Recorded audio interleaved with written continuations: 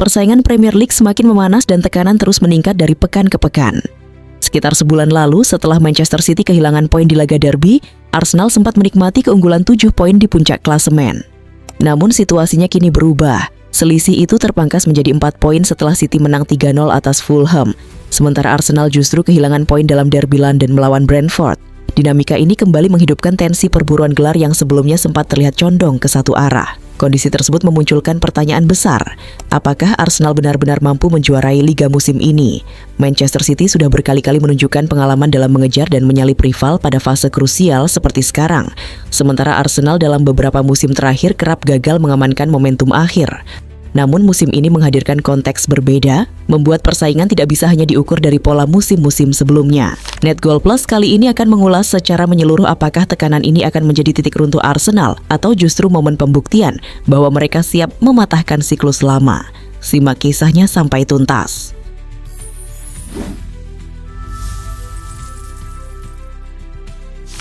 Karena rekam jejak dan pedigree Manchester City dalam perburuan gelar, terutama di bawah arahan Pep Guardiola, jawaban paling mudah atas pertanyaan apakah mereka bisa kembali menyalip adalah ya.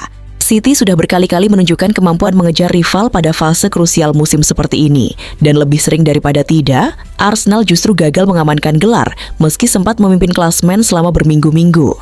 Namun ada satu hal penting, musim ini tidak sepenuhnya sama dengan musim-musim sebelumnya. Arsenal kini memiliki skuad yang lebih matang dan kualitas individu yang meningkat dibanding beberapa tahun terakhir. Sementara City tidak selalu tampil sedominan standar mereka di musim-musim puncak sebelumnya. Karena itu, sulit hanya bersandar pada pola sejarah. Meski begitu, setelah City melakukan comeback yang terasa tidak mungkin di Anfield, atmosfer perburuan gelar Premier League benar-benar berubah. Kepercayaan diri kembali mengalir ke ruang ganti City, terutama setelah sebelumnya mereka kehilangan poin melawan United dan Spurs yang sempat membuat harapan terlihat menipis. Bukan hanya karena mereka berhasil bangkit, tetapi bagaimana cara mereka melakukannya. Meski waktu normal tinggal 6 menit, mereka tetap mampu membalikkan keadaan dan mengamankan kemenangan. Biasanya City justru terlihat rapuh di babak kedua dalam laga-laga besar musim ini. Tetapi kali ini mereka membalikkan skrip. Itu juga menjadi kemenangan pertama mereka di Anfield dengan kehadiran penonton pada era Guardiola. Sebuah capaian besar secara simbolis maupun psikologis. Pendukung Arsenal pun merasakan dampaknya, walau saat itu jarak poin masih 6. Tak lama kemudian City bermain lebih dulu dan menang 3-0 atas Fulham, memangkas selisih menjadi 3 poin sebelum Arsenal menjalani derby London kontra Brentford. Dalam laga tersebut, tekanan tampak benar-benar menghantam Arsenal. Mereka hanya mencatat 2 tembakan tepat sasaran, menciptakan 1 peluang besar, dan menghasilkan expected goals in XG sekitar 0,6 sepanjang pertandingan, bahkan lebih rendah dibanding Brentford. Secara performa menyerang, angka-angka itu menunjukkan penurunan signifikan. Banyak yang merasa Arsenal terlihat terkejut oleh situasi perburuan gelar yang kembali menegang, dan mentalitas tim pun mulai dipertanyakan.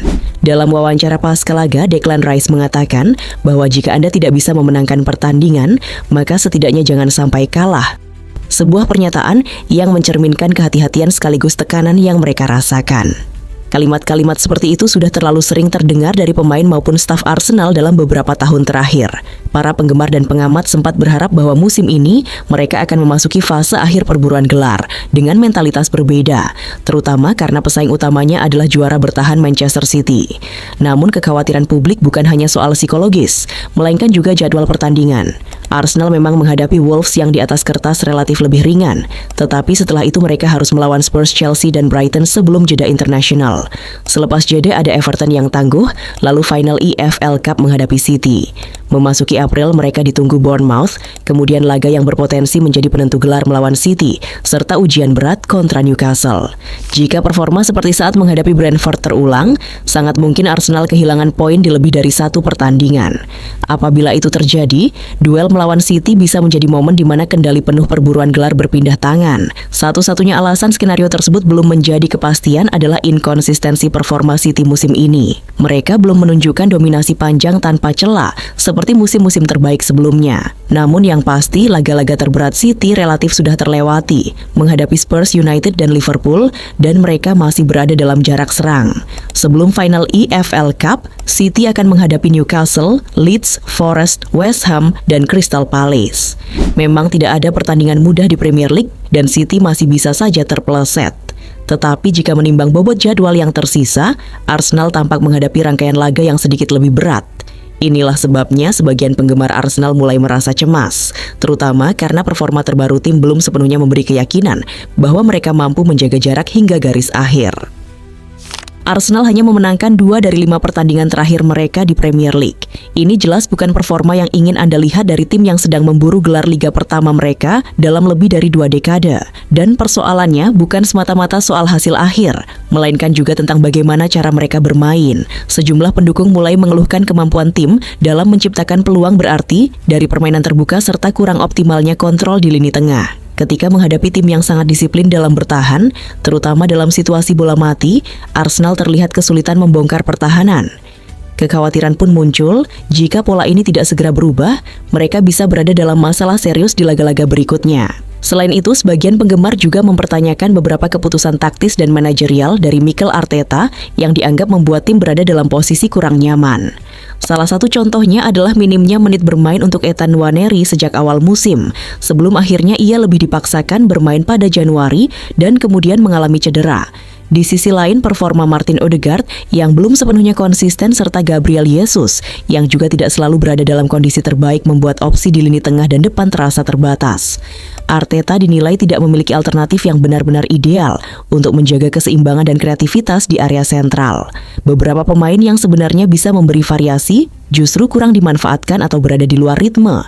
Dan hal ini menjadi salah satu dari sejumlah keputusan yang dinilai tidak sepenuhnya meningkatkan kepercayaan basis supporter. Meski begitu, terlepas dari seluruh kritik tersebut, Arsenal tetaplah tim yang kuat dengan kedalaman skuad yang mumpuni.